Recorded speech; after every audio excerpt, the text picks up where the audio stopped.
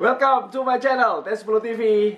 Terima kasih guys, lu udah pada gabung lagi, udah mampir lagi ke channel gua. Dan kali ini gua akan membahas salah satu tim yang menjadi bahan pembicaraan untuk kalangan pecinta sepak bola nasional. Tim promosi, belum pernah kebobolan, belum kalah juga hingga pekan ketiga Shopee Liga 1 2020. Siapakah dia? Nah, mereka adalah Persiraja Banda Aceh. Ya, ini gue sangat menarik untuk bisa membahas profil dari tim promosi ini, karena memang terakhir mereka bermain di kasta tertinggi sepak bola kita di tahun 2012. Kemudian mereka degradasi, perjuangan cukup berat. 8 tahun kemudian di tahun 2019 mereka mampu promosi. Dan terbukti di 2020 mereka cukup meyakinkan di awal musim. Nah, kita akan bahas selengkapnya profil dari Laskar Rencong Persiraja Banda Aceh. Oke, kita akan bahas dulu pelatih Henry Susilo, apa yang dilakukannya sehingga membuat tim ini berhasil lolos promosi. Nah, di promosi ini mereka banyak sekali menambah amunisi baru, lokal maupun asing. Lokalnya mereka mengambil salah satu pemain berpengalaman di lini belakang, Ganjar Mukti dari Arema. Kemudian ada M. Kasim Selamat dari Tira, Miftahul Hamdi, ini pemain kelahiran Aceh yang bermain untuk Bali United, ditarik kembali. Nazarul Fahmi dari Barito. Kemudian penjaga gawang Aji Bayu Putra dari PSIM Yogyakarta, Renisa Putra dari PSCS Cilacap, dan Rezam Baskoro, ini striker dari Bandung United. Musim lalu dirinya menciptakan 10 gol di Liga 2. Nah, untuk pemain asing, kalau di Indonesia tentunya pemain asing menjadi salah satu sosok sentral, pemain penting yang bisa mengangkat performa dari sebuah tim. Meskipun kadang ketergantungan dengan pemain asing itu sangat besar, tapi kenyataannya seperti itu. Dan Persiraja tidak main-main, meskipun 4 pemain asing yang dibawa oleh pelatih Henry Susilo, 3 diantaranya belum pernah main di Indonesia, tapi ternyata membawa dampak yang cukup signifikan. Yang pertama adalah Adam Mitter, ini pemain belakang asal Inggris, 27 tahun, pengalamannya memang bermain di liga-liga Asia Tenggara sudah ada. Dia bermain di Hougang United, kemudian dia pernah bermain untuk Global Cebu di Filipina, dan terakhir juga bermain untuk Valor FC di Kanada. Jadi setidaknya dia tahu bagaimana atmosfer sepak bola di Asia Tenggara, cuacanya juga dia bisa sudah sedikit beradaptasi. Kemudian kedua adalah pemain tengah, Samir Ayas. Ini sama sekali belum pernah main di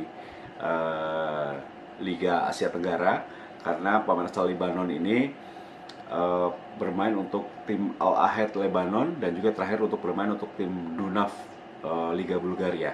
Jadi ini pengalaman pertamanya bermain di Asia Tenggara, pengalaman pertama untuk bermain di Indonesia, dan so far so good.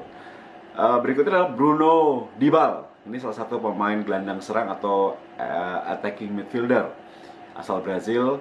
Ini juga pernah bermain di Liga Asia Tenggara, khususnya tepatnya di Liga Thailand bersama dengan Samut Sakon. Jadi adaptasi cuaca, makanan mungkin sudah bisa dirasakan oleh Bruno Dibal karena pernah bermain di Thailand. Usianya juga masih cukup muda. Dan terakhir adalah salah satunya pemain yang pernah berlaga di Liga Indonesia bersama dengan Semen Padang. Musim lalu dirinya menciptakan 8 gol, yaitu Vanderlei. Ini striker asal Brasil, berusia 32 tahun yang musim lalu bermain untuk Semen Padang. Nah, hanya Vanderlei yang pernah merumput bersama dengan ketatnya liga kita, Liga Indonesia. Oke, nah apa yang menarik? Banyak yang mengatakan bahwa Persiraja akan menjadi salah satu tim yang menjadi bulan-bulanan ya, atau akan mudah dikalahkan. Ternyata mereka menjawabnya dengan sangat bagus sekali. 3 pertandingan awal mereka tidak pernah kalah, tidak pernah kebobolan. Bermain di partai pembuka menghadapi Bayangkara FC, juara Liga 1 tahun 2017, mereka sangat percaya diri, 0-0 bermain di Stadion Harapan Bangsa. Kemudian di pertandingan kedua mereka mampu menahan Madura United. Ini di Pamekasan, ini luar biasa. Madura United kita tahu bahwa tim bertabur bintang, banyak sekali pemain bintang. Jika bermain di Pamekasan sulit sekali untuk dibendung, tapi akhirnya Persiraja mampu menahan imbang dengan skor 0-0. Kala itu penjaga gawang Fahru Razi Kuba menjadi pemain yang penyelamat lah ya. Banyak sekali penyelamatan dilakukan oleh Kuba. Di pertandingan ketiga, ini yang paling menarik. Ketika mereka menuju ke Stadion Brawijaya di Kediri, mereka mampu mengalahkan tuan rumah dengan 1-0 dan kembali mereka tidak kebobolan. Jadi sepak terjang dari Laskar Encong ini cukup bagus sehingga membuat school penggemar setia atau fans setia dari Persiraja, supporter Kutaraja untuk lantak laju ini bisa tersenyum dan percaya diri. Bahkan banyak yang mengatakan pengamat sepak bola, komentator sepak bola mengatakan bahwa dejavu seperti yang dilakukan oleh Persebaya di tahun 2018 dan juga PSS Sleman di tahun 2019 sebagai tim promosi yang paling siap, yang posisinya paling bagus. Kita akan melihat apakah Persiraja Banda Aceh Laskar Encong akan bisa meneruskan tradisi dari Persebaya Surabaya dan juga PSS Sleman sebagai tim promosi yang tidak main-main, yang serius dan mereka bertahan di Liga 1. Oke. Kita akan membahas, guys, apa kekuatan dari Persiraja Banda Aceh. Ya, kalau gue cermati, Coach Hendry Susilo ini memiliki compact defense yang cukup bagus. Dia memakai formasi 4-3-3 atau kadang 4-5-1, tapi pemain-pemain asing ini memang menjadi jenderal di posisinya masing-masing. Dan memadukan pemain lokal dengan pemain asing ini cukup sukses menurut gue. Karena terbukti mereka tidak kebobolan dalam 3 pertandingan terakhir. Itu fakta statistik yang menyatakan bahwa memang mereka siap untuk menjalani partai home and away ya. Oke, formasi 4-3-3 gue bahas dulu di posisi penjaga gawang ya. Ada siapa saja di posisi penjaga gawang? Pasti ada Fahrul Razi Kuba. Ini penjaga gawang yang sempat 2 tahun, guys. 2 tahun, 2 musim dirinya tidak bermain bola akibat cedera parah. Tapi kebangkitannya luar biasa. Ini dalam 2 pertandingan terakhir, khususnya menghadapi Madura dan menghadapi Persik Kediri, gue nobatkan dia menjadi man of the match. Karena memang tampil cukup bagus, banyak sekali penyelamatan.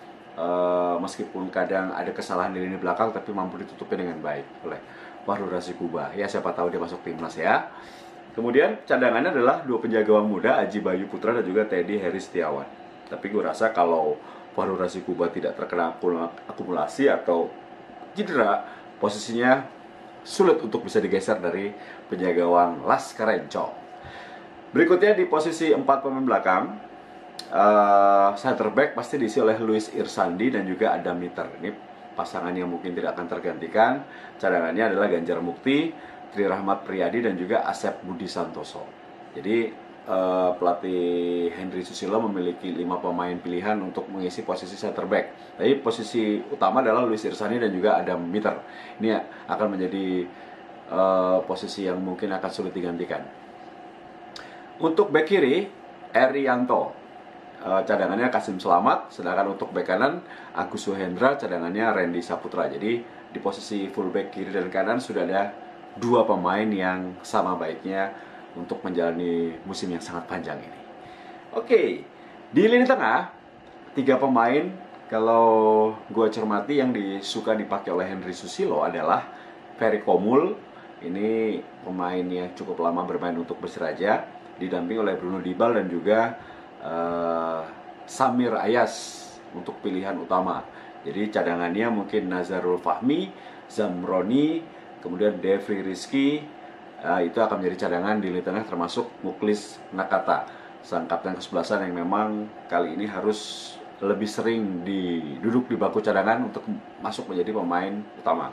Sedangkan untuk 3 pemain di depan, Vanderlei akan didampingi oleh Miftahul Hamdi, kemudian Samir Ayas, Rezam Baskoro, Asanul Rizal dan juga Mudazir. Mudazir ini pemain termuda berusia 21 tahun yang dimiliki oleh Persiraja Banda Aceh. Jadi itulah formasi 4-3-3 yang kadang-kadang bertransformasi menjadi 4-5-1 karena Miftahul Hamdi dan juga Devri Rizky akan menjadi pemain gelandang. Jadi kekuatannya adalah di 5 pemain di tengah dan meninggalkan Vanderlei sebagai lone striker. Kalau gue cermati dalam 3 pertandingan atau gue melihat dalam 3 pertandingan Persiraja Banda Aceh, apa keistimewaan dari Persiraja? Keistimewaannya adalah mereka bermain as a team, bermain satu kesatuan, dan semangat promosi itu masih terlihat di awal musim. Ini belum diganggu oleh cedera pemain, jadi kebersamaan keinginan untuk bisa bertahan di Liga 1 ini sangat terlihat di awal musim, karena mereka memang menjadi tim yang tidak diperhitungkan tapi justru tampil cukup bagus. Kita akan melihat konsistensi, ini yang dibutuhkan oleh Persiraja Banda Aceh. Kalau ingin bertahan di Liga 1 bukan hanya masalah kemenangan, bukan hanya masalah duit, tapi juga harus masalah konsistensi. Karena di awal musim belum diganggu cedera, tentunya masih sangat indah. Tapi ketika nanti sudah di tengah musim, kemudian banyak ada pemain cedera atau pemain asing yang cedera, ini akan mempengaruhi apakah pemain lokal bisa menutup peran yang ditinggalkan oleh pemain asing tersebut. Dan juga peran dari supporter school. Nah, ini supporter Kutaraja untuk Lantak Laju ini harus terus memberikan dukungan baik home di Stadion Harapan Bangsa ataupun bermain away. Nah, ini penting sekali ya. Gue rasa kalau penampilan seperti ini Persiraja pantas untuk bertahan di Liga 1. Kita akan melihat apakah akan konsisten atau tidak, karena Liga 1 itu adalah liga yang paling sulit diprediksi. Kadang penampilan bagus, kadang bisa jelek juga. Tergantung apakah manajemen. Ini penting juga untuk tim promosi untuk menjaga gaji supaya tidak terlambat, karena banyak sekali tim-tim promosi yang musim lalu masih menunggak gaji, membuat performa mereka turun drastis di putaran kedua, sehingga mereka harus kembali terdegradasi. Ya, itulah gue rasa ulasan gue untuk Persiraja Banda Aceh, tim dari ujung barat Indonesia yang mengejutkan di 3 pertandingan awal sebagai tim promosi, tidak kebobolan, dan nama Fahrul Razi Kuba ini tampaknya bisa dikatakan jadi perbincangan. Nah, semoga saja kalau penampilan cukup bagus, who never knows, bisa masuk tim nasional Indonesia Kuba. Oke, itu saja. Salam untuk saudara-saudaraku yang ada di Aceh. Kalian harus bangga memiliki tim di kasta tertinggi sepak bola Indonesia, itu Liga 1.